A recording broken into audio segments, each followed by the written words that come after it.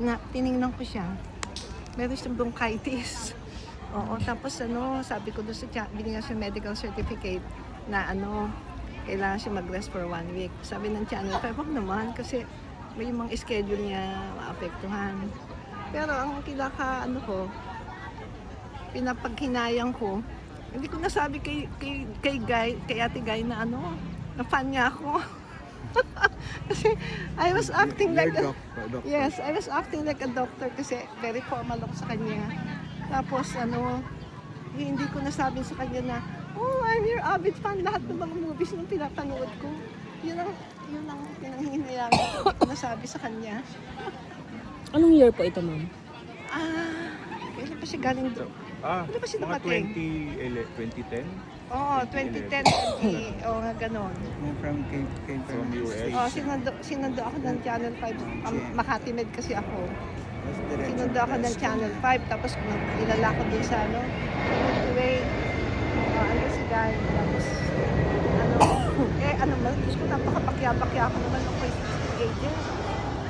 Tsaka ang movies ni, mga kasama namin.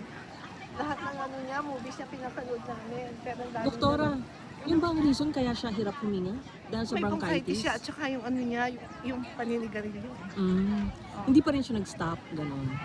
Ano ko, kasi Ikaw, hindi hindi ko siya na nag-stop siya na-follow up mag-smoke? Diba na, Huminto po siya, pero bumabalik yan. oo, pero Parang late na nung huminto siya. Oo. Ay, kasi yung chronic smoking, talagang sisingilin ka niyan. Yes. Oo. Yun po yung Either nangyari sa kanya. magkakaroon ako ng chronic obstructive lung disease, yung mga chronic bronchitis, yung magkaka-lung cancer ka. Oo, yun ang Kaya, So ano kaya nangyari sa kanya sa nag-angioplasty siya? Hindi niya kinaya yung hindi procedure. kinaya. Tingin ko hindi kinaya. Wala na ako doon, hindi na ako yung doctor niya, iba na. Nag-move, na. But she Oo. died kasi after a procedure. Mukhang hindi niya kinaya. Oo. Maraming ganun eh. Oo nga, sensitive daw yan eh. Like, dapat may aircon, di ba? Dapat may ganyan. Oo. Alis ka na. Maupo ka kaya. Maupo ka.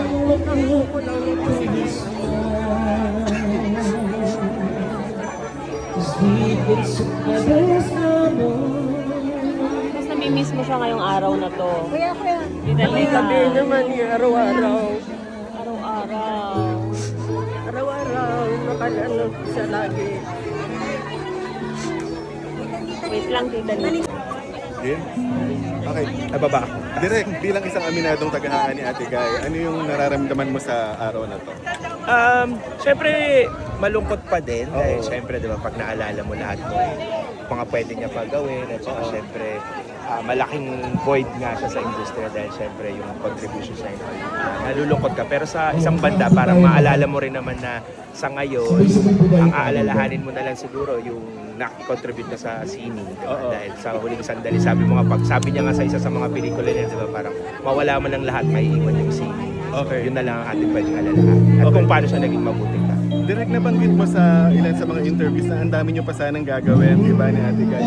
Itutuloy pa ba yun na iba na ang gaganap? Ano ang plano sa mga Sa ngayon, ang idea is, actually nahihirapan kasi pag may artista kang lalapitan to tell them na parang ito po yung supposed to be role ni Ate Guy. Nahihirapan siya kasi mape-pressure sila. So sa ngayon, parang itatry na i-rewrite para ma-accommodate yung material. At saka hindi naman masyadong ma-pressure. Ano kapatid? Pupunta lang kami, magpapaalam lang kami. Paalis ka na? Oo, kasi may negosyo pa akong aayusin eh. I-promote natin yan. Yeah. Yung glute, ano ba yun? Gluta or... Kagi glutathione at saka collagen marine peptides. Tapos meron kaming Kagi Juice Mio Navarre, Slim and Glow Juice. Yeah. Anong feeling mo ngayon? Although masaya naman ang... Yeah, ano pero naman dapat talaga. nakakamiss talaga. Nakakamiss siya kasi minsan may time na talaga umiyak pa rin ako. Oh, marami ako na-miss sa kanya. Especially yung kasi may moody kasi yan.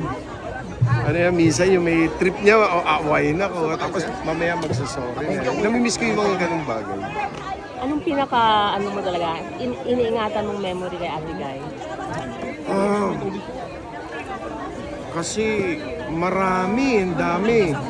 Hindi ko talaga makakalimutan si Gary. Hindi. Wala yung may papalit. Walang makikitang kapalit. Oo. Kasi bata pa ako, mahal ko na yan. So, yun, mananatili lang siya sa ano.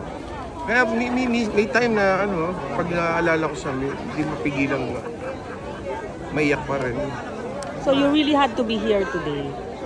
Yes, kasi 1 year na siya, no? Actually, akala ko kahapon hindi ako mapupwede kasi nga ang dami naming orders. So, sabi ko, pwede naman yan. After mass, magpaalam na lang kami, uwi na kami.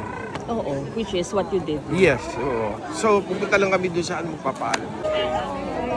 May nadagdag ba?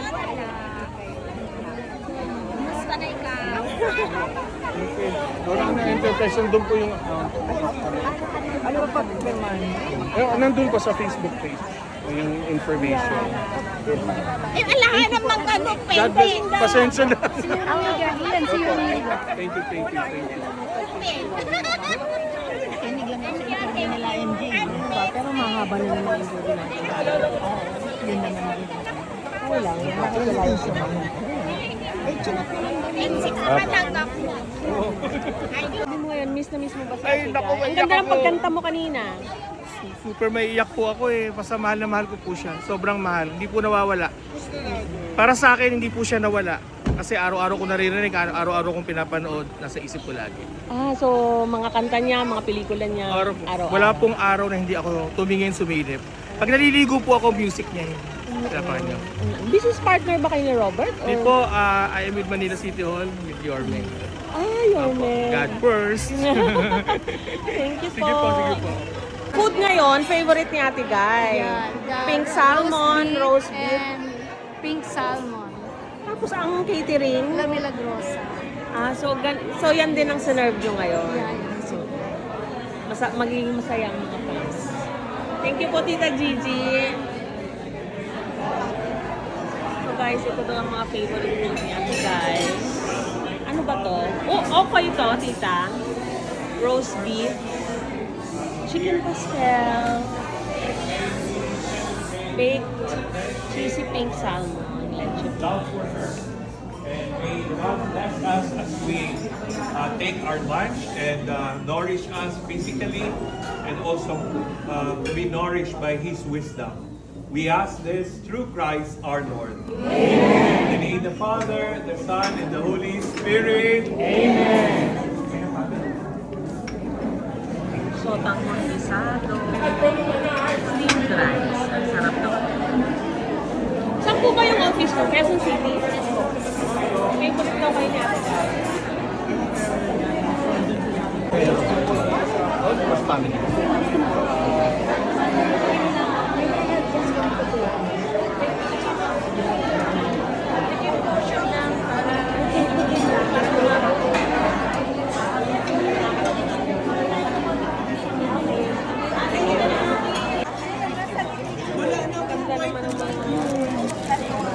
Souvenir. Anong wala na iba?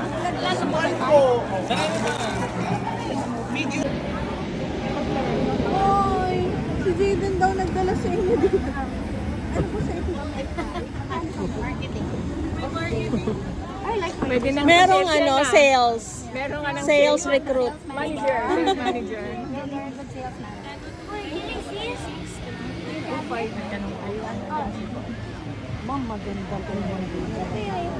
Jaden, what do you say in the death anniversary of your grandma?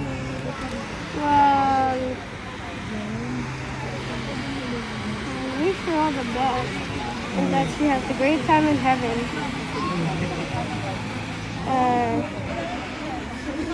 And I just miss her.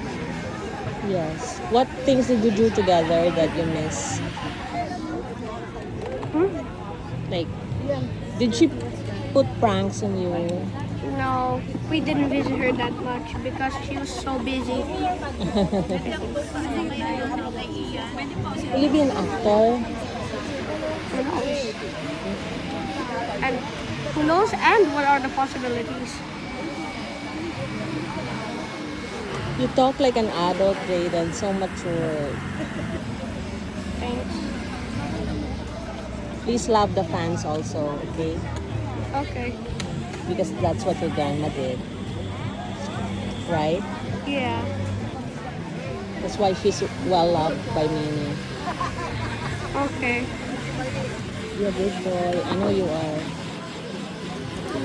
I will.